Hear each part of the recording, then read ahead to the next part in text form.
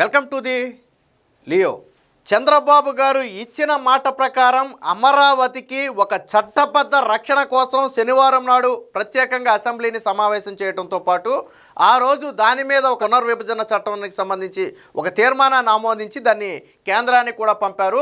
So అందులో అమరావతి అనే పదం దగ్గర కొన్ని పదాలు యాడ్ చేయాలని నిన్న తీర్మానం కూడా అయితే చేయడం జరిగింది.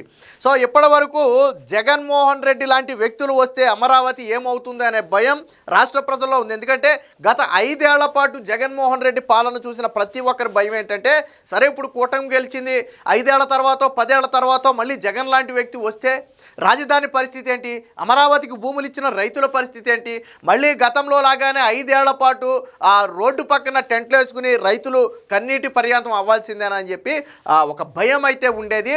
సో ఆ భయానికి చంద్రబాబు గారు స్వస్తి చెప్పారు. జగన్మోహన్ రెడ్డి అనే వ్యక్తి ఇక రాడు. నిన్న అసెంబ్లీలో అందరూ ముక్తకంఠంతో చెప్పిన మాట, అటు చంద్రబాబు గారు కావచ్చు, పవన్ కళ్యాణ్ కావచ్చు, నారా లోకేష్ కావచ్చు, వీళ్ళ ముగ్గురు కూడా ముక్తకంఠంతో ఒక మాట చెప్పారు.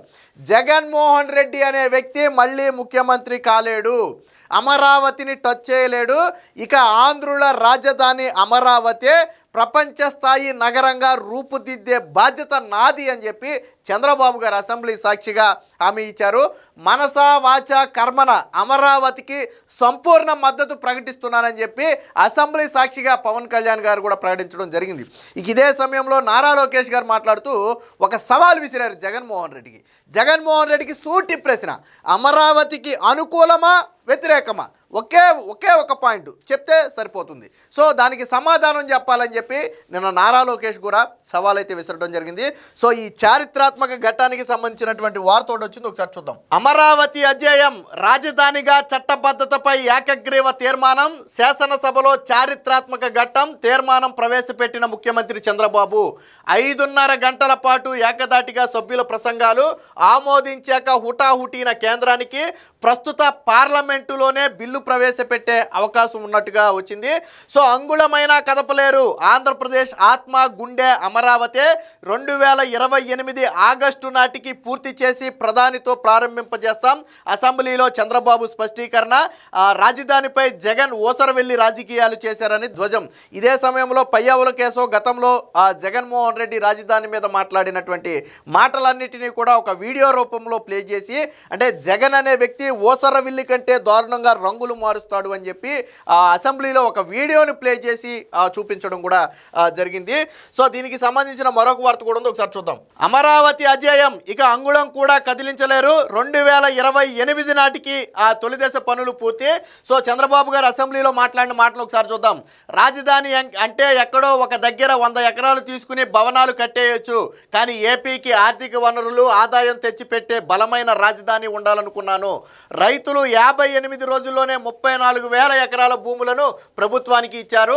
రాజధాని పట్ల కుట్రలు చేసిన కొందరు తొలి రోజుల్లోనే చెరుకు తోటకు నిప్పి పెట్టారు. రుణాలు రాకుండా అడ్డుకునేందుకు ప్రపంచ బ్యాంకుకు ఈమెయిల్స్ పంపించారు. కానీ రైతుల త్యాగాలు, పవిత్ర మట్టి, నీరు అమరావతిని అజేయమైనవిగా మార్చాయి. రైతుల భూములే కాదు, ఈ రాష్ట్రానికి భవిష్యత్తుని ఇచ్చింది కూడా రైతులే. సో ఆ రైతులకు శిరస్సు వంచి పాదాభివందనం చేస్తున్నానని చెప్పి చెప్పారు. ఇక పవన్ కళ్యాణ్ గారు మాట్లాడుతూ, ఒక రాజకీయ నాయకుడు వచ్చే ఎన్నికల గురించి ఆలోచిస్తారు, విజనరీ లీడర్ వచ్చే తరం గురించి ఆలోచిస్తారు. ఆ దార్శనికత ఉన్న చంద్రబాబు హైదరాబాద్ను అలాగే అభివృద్ధి చేశారని చెప్పి చంద్రబాబు గారి గురించి గొప్పగా చెప్పడం జరిగింది. సో ఇక లోకేష్ గారు కూడా మాట్లాడారు ఇక్కడ. ఆనాడు జగన్ అబద్ధం చెప్పి అధికారంలోకి వచ్చారు, తాను ఈ ప్రాంతంలోనే ఇల్లు కట్టుకున్నానని, అమరావతి రాజధాని ఎక్కడికి వెళ్ళిపోదని చెప్పారు. అబద్ధం చెప్పి 151 సీట్లు గెలిపించారు. గెలిచిన వెంటనే ప్లేట్ ఫిరాయించారు. 3 రాజధానుల పేరుతో 3 ముక్కలాట ప్రారంభించారు, అమరావతిని నాశనం చేశారని చెప్పి నిన్న నారా లోకేష్ గారు కూడా మాట్లాడటం జరిగింది. సో భూములతో పాటు భవిష్యత్తుని ఇచ్చిన రైతులు, అందుకే అమరావతి మన శాశ్వత రాజధాని. స్వయాభివృద్ధి పద్ధతిలో రాజధాని నిర్మాణం, ఒకే రాజధాని, అభివృద్ధి మాత్రం వికేంద్రీకరణ. అమరావతితో పాటు విశాఖ, తిరుపతి కూడా మెగా సిటీలే. తీర్మానానికి మద్దతు ఇచ్చిన అందరికీ కృతజ్ఞతలు. అసెంబ్లీలో సీఎం చంద్రబాబు ఉద్ఘాటన. సో ఇది పూర్తిగా అమరావతి మీద మీ వైఖరి ఏంటని చెప్పి నారా లోకేష్ ప్రశ్నించడం. సో మనసా వాచా కర్మణ అమరావతికి మా సంపూర్ణ మద్దతు పవన్ కళ్యాణ్, ఇది మనస్ఫూర్తిగా ఇస్తున్న మాట. వైసీపీ వాళ్ళు మళ్ళీ రారు, వచ్చినా ఏమీ చెయ్యలేరు.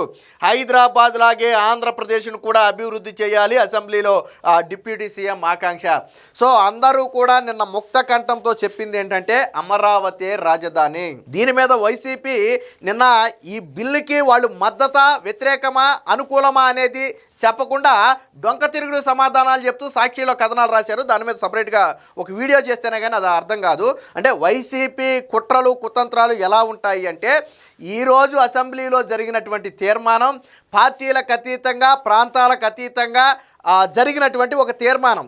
ఆంధ్రప్రదేశ్ అనే ఒక రాష్ట్రానికి అమరావతి రాజధానిగా ఉండాలి, ఉంటుంది అని పార్లమెంటులో కూడా దీని మీద సవరణ చేయాలని చెప్పి ఒక తీర్మానాన్ని ఆమోదించారు. నిన్న స్పీకర్ గారు కూడా ప్రారంభంలో ఒక మాట చెప్పారు, అయ్యన్న పాత్రుడు గారు. ఏంటంటే ఈరోజు మనందరం చరిత్రలో మిగిలిపోతాం. ఎవరైతే ఈరోజు జరిగే ఈ చర్చలో పాల్గొంటున్నారో, ఈ తీర్మానంలో పాల్గొంటున్నారో, ఖచ్చితంగా భవిష్యత్తులో మనం ఎల్లకాలం ఉండకపోవచ్చు, కానీ భవిష్యత్తులో ఈరోజు జరిగినటువంటి చర్చ తీర్మానం చరిత్రలో లిఖించబడుతుంది. మనందరం కూడా అదృష్టవంతులుగా భావించాలి.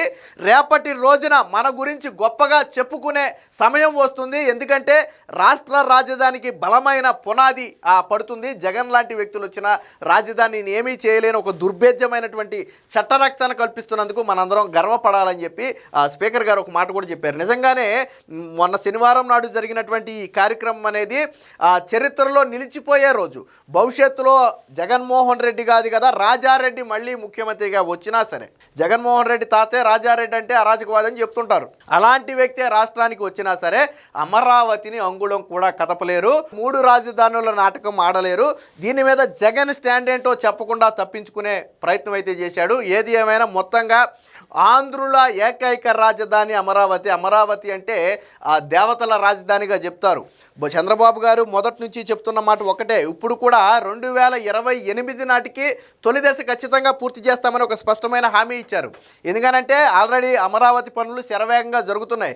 జగన్మోహన్ రెడ్డి సహకరించుంటే ఆయన ముఖ్యమంత్రిగా ఉన్నప్పుడే తొలి దశ పనులు పూర్తయిపోయాయి. కానీ చంద్రబాబు నాయుడికి ఎక్కడ పేరు వస్తుందో, ఇప్పుడు హైదరాబాద్ అంటే చంద్రబాబు నాయుడు పేరు ఎలా వినపడుతుందో, ఇప్పుడు ఈయన ఆంధ్ర రాష్ట్రానికి ముఖ్యమంత్రి అయినా తెలంగాణలో చంద్రబాబు గారి పేరు మారుమోగుతుంది. ఎందుకనంటే గతంలో హైదరాబాద్కి చేసినటువంటి డెవలప్మెంట్ అలాంటిది. సైబరాబాద్ లాంటి ఒక సిటీని సృష్టించినటువంటి వ్యక్తి చంద్రబాబు గారు. అది ఎవరు కాదనలేని సత్యం. ఈరోజు హైదరాబాద్ ఆదాయంతో ఎంటైర్ తెలంగాణ స్టేట్ మొత్తం కూడా నడుస్తుందంటే అతిశయోక్తి కాదు. చంద్రబాబు గారు ఇందాక మనం మాట్లాడినప్పుడు కూడా చెప్పింది అదే. ఆర్థిక వనరులు ఉన్నటువంటి బలమైన రాజధాని కావాలి. మామూలుగా రాజధాని అంటే ఒక 100 ఎకరాలు తీసుకుని బిల్డింగ్స్ కట్టేయచ్చు, కానీ బలమైన ఆర్థిక రాజధాని రేపటి రోజున దేశంలోనే మేటిగా మారాలి, ప్రపంచంతో పోటీ పడాలి అంటే బలమైన ఆర్థిక శక్తి, ఆర్థిక వనరులు ఉండాలి అంటే దానికి ఖచ్చితంగా ల్యాండ్ ఎక్కువ ఉండాలి. ఈ ల్యాండ్ ఎక్కువ ఉండాలనే దానికి జగన్ కూడా అంగీకారమే. గతంలోనే 30,000 ఎకరాల్లో అమరావతి కట్టడంలో మాకు ఎటువంటి అభ్యంతరం లేదని చెప్పి గతంలో అపోజిషన్లో ఉన్నప్పుడు జగన్మోహన్ రెడ్డి అసెంబ్లీ సాక్షిగా ఒప్పుకున్నాడు. సో దానికి కూడా ఎవరు వ్యతిరేకం కాదు. ఇప్పుడు వీళ్ళు సన్నాయి నొక్కులు నొక్కుతున్నారు, కానీ గతంలో చంద్రబాబు గారు కడతానన్న 30,000 ఎకరాలకు వీళ్ళకు అనుకూలమే.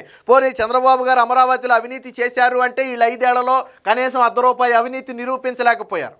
సో కాబట్టి వీళ్ళు చెప్పేవన్నీ కూడా కేవలం తప్పించుకునే మాటలే తప్ప వాస్తవాలు కాదు. ఏది ఏమైనా మొత్తంగా ఆంధ్రులందరూ కూడా గర్వపడే రోజు ఈ పార్లమెంటు సమావేశాల్లోనే వచ్చే అవకాశం కూడా ఉంది. చంద్రబాబు గారు కేంద్రంతో ఉన్నటువంటి ఆ సాన్నిహిత్యాన్ని ఉపయోగించుకుని వేగంగా ఈ ఫైల్ని అయితే మూవ్ చేస్తున్నారు. దీనికి సంబంధించి నరేంద్ర మోదీతో కావచ్చు, అలాగే అమిత్ షాతో కావచ్చు, ఆల్రెడీ నారా లోకేష్ గారు కావచ్చు, అటు చంద్రబాబు గారు కావచ్చు, అటు పవన్ కళ్యాణ్ కావచ్చు, ముగ్గురు కూడా పలు సందర్భాల్లో సంప్రదింపులు జరిపారు.